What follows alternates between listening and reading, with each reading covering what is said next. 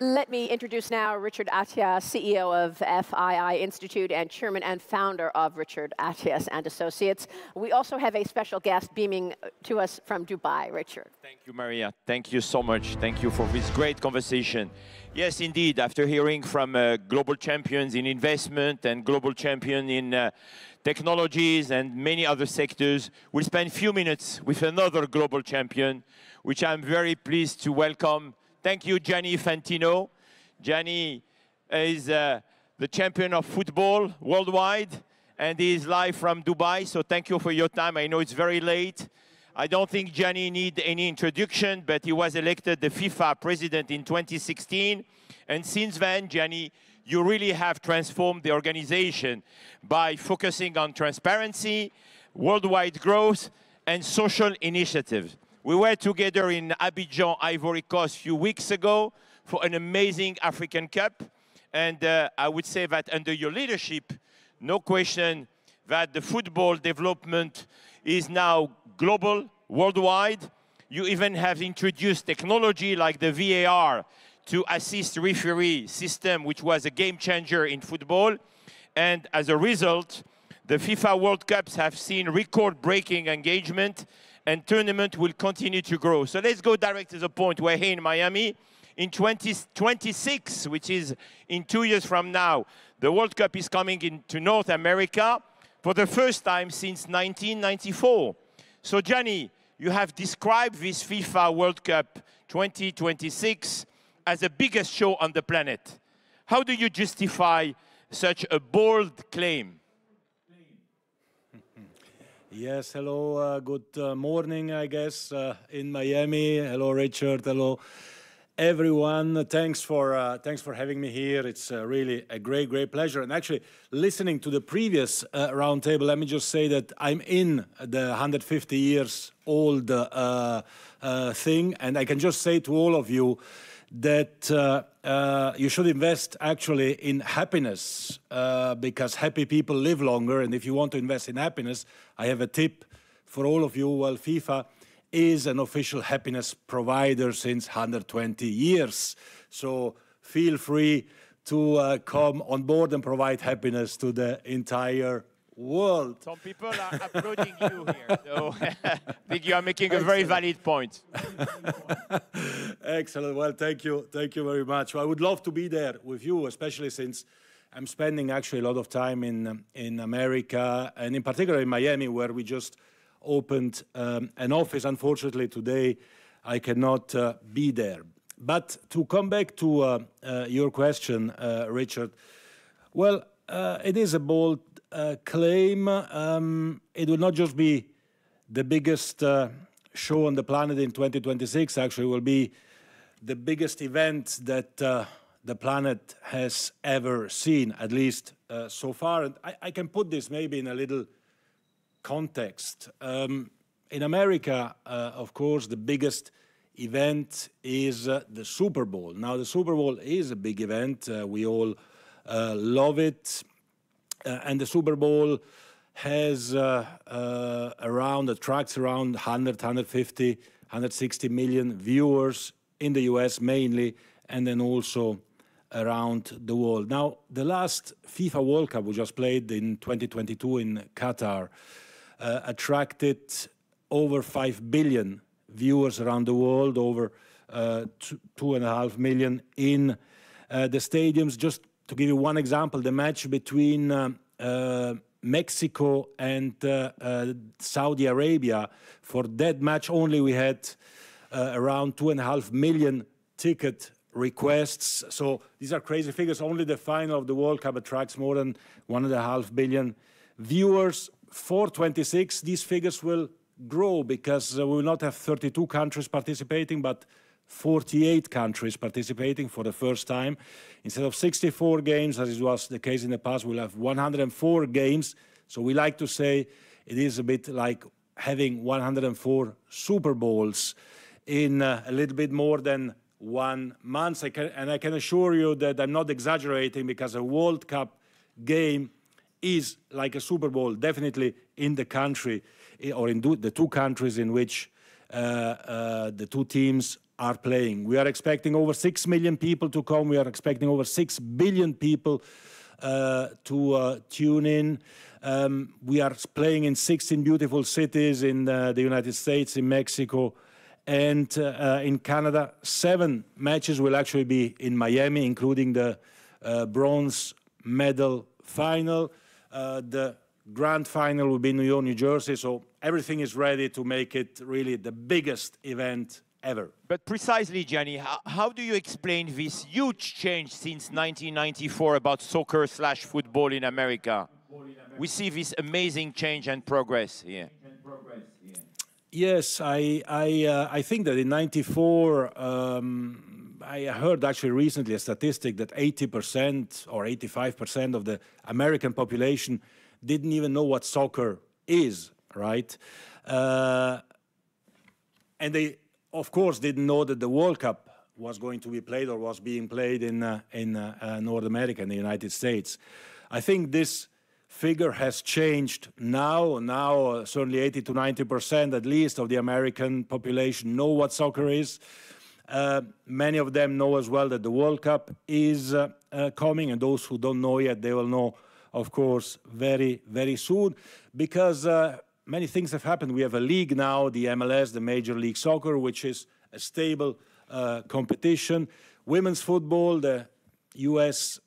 soccer team, women's team, has won 4 times the World Cup, 4 Olympic gold medals. So it has become really a topic for everyone. And we have a few events coming. Copa America will be played this summer in the United States, so South America and North America. We have the Gold Cup, which is played in North America. We will have a new competition, a new club competition in 2025, Mundial de Clubes, a world championship for clubs, with the best clubs in the world, from Manchester City to Inter Milan to Bayern Munich to Flamengo from Brazil to Al Ahly from Egypt. So many teams from all over the world, the best ones with the best players, will come to the US. And all this will have the peak, so to say, of the FIFA World Cup in 2026. Gianni, we have in the room, of course, a lot of investors, including the owner of the Inter Miami club. How do you see the long-term benefits? The long-term benefits in America about this 2026 World Cup, and how it is connected to the FIFA vision, by the way. Well, our vision, my vision, but the vision of FIFA in general, is not just to come there and organize the World Cup. And even if we were just to come and organize the World Cup and then leave again, it would be a fantastic World Cup, simply because of the size of it, because of the expertise in organizing big events in North America.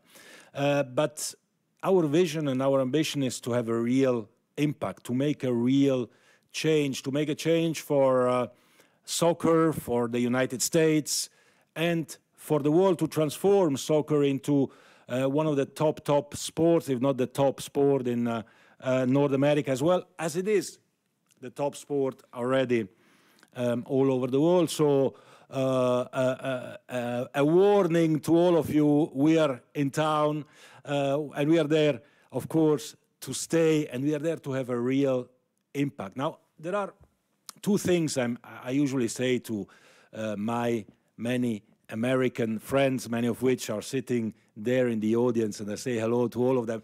The first one is that actually you hear me sometime calling it football, you call it soccer. So the first thing I always say is that we, in the rest of the world, call football a game we play with our feet. You call football a play you play with your hands. Now, who's right or who is wrong? Let's leave it aside. You can call it soccer or football. It doesn't matter. We know what we are speaking about: the biggest and best and most beautiful sport in the world. And that's the first thing.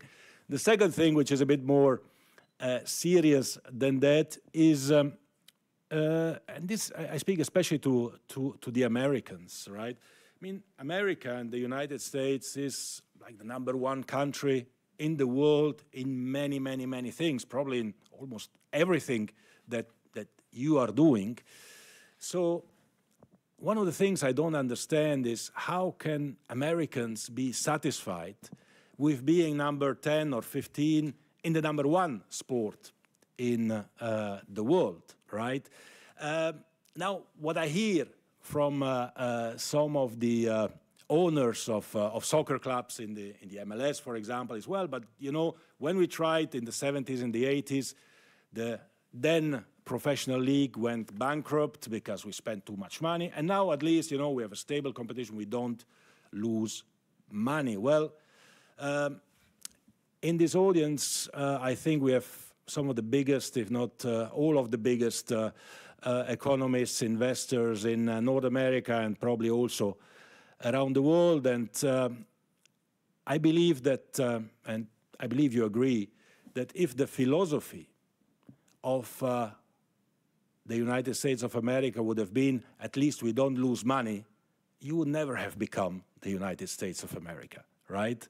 So there is a path, there is a way here to make what is the number 1 sport in the world also a top sport in the US. This will benefit the US, this will benefit the entire world. It's not that complicated, it's not rocket science, it's much easier probably than changing your whole body to be 150 years old, but we will see. But it is simply about what Americans want, right, is the best, to see the best. Now we bring the best with the World Cup, with the Mundial de Clubes, with the Club World Championship, but we want the best there throughout the year as well, much more regularly. We need to have the best players, we need to have the best clubs, we need to develop and train the best talents, we need to attract the best public, and we can open, and we have to open our sport to every child, every girl and every boy, whether from a city, whether in the north, in the south, in the east, in the west, in the rural areas, in the cities. Access for everyone, and a little bit of ambition and the right ingredients, and FIFA being there, we being there to stay and to have an impact together with all of you in the United States, also in Canada and Mexico, of course, because what will happen from now till 26 is that we will, and this is also a warning that I give to all of you, we will turn the country upside down and then back up again, and then we will see. Gianni, last question, short answer, please, because I know we are behind schedule and it's late in Dubai. We were together in Ivory Coast a few weeks ago. We saw this amazing African Cup. And you are saying to our friends here as an investment community, but let's talk about politics for 1 second. As you know, in Ivory Coast, the impact on politics, you know, in Africa, so many people are asking for the leaders to not run again, okay? They won't change. But what is funny is that in Ivory Coast, while the president, Ouattara, is not running again because definitely he decided to pass the baton, it was so funny to see after the great success and the winning of the national team, now everyone is calling for the president to run again. So how do you explain this impact on football and politics of even having a growth on GDP, and for all the people, the citizens say, no, you stay in power? Well, this is the magic of football. I was actually, when we were there, I was speaking with President Ouattara, and we were discussing about the impact that football or soccer has in a country like Côte d'Ivoire, like Ivory Coast, or actually in every country in the world. It unites the country, it unites the world.